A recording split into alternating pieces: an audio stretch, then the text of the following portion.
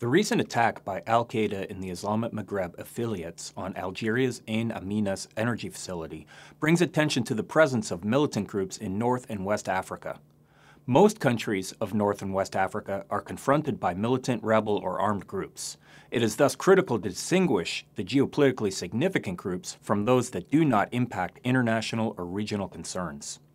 Porous borders and vast, largely uninhabited spaces have enabled some militants, such as al-Qaeda in the Islamic Maghreb, a degree of sanctuary beyond the reach of most of the region's governments.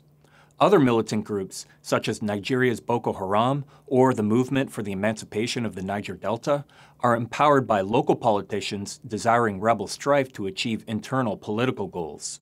The Movement for the Emancipation of the Niger Delta, while geographically limited to Nigeria's oil-producing region, has conducted kidnapping and oil pipeline attacks that have disrupted international oil markets. Al-Qaeda in the Islamic Maghreb operates in two principal theaters.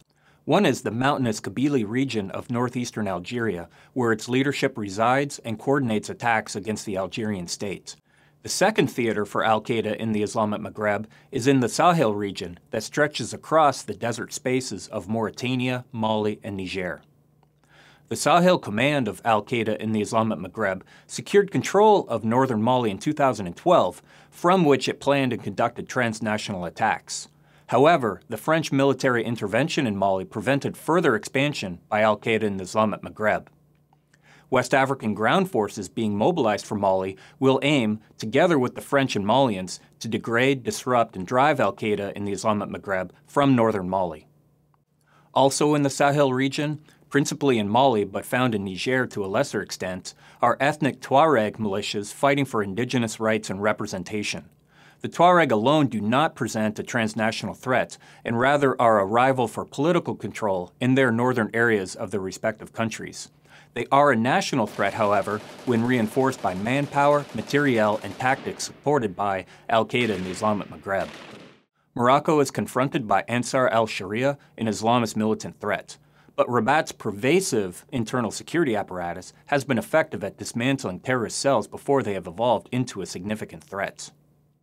Morocco's borders, with Algeria to the east and with Mauritania to the southeast, are closed and protected by a militarized barrier that interdicts the flow of people and goods.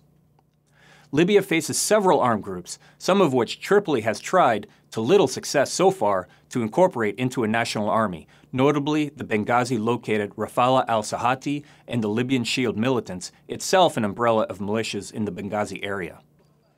It is not clear the popular support for Libya's militant Islamists, who also use the Ansar al-Sharia label, who are suspected of participating in the September 2012 attack on the U.S. consulate in Benghazi. These countries remain constrained in their ability to fully neutralize militant threats, given their vast geographies of little central government presence, where loose borders are ineffectually patrolled, where intelligence and security is weak, and where weapons are in abundant supply.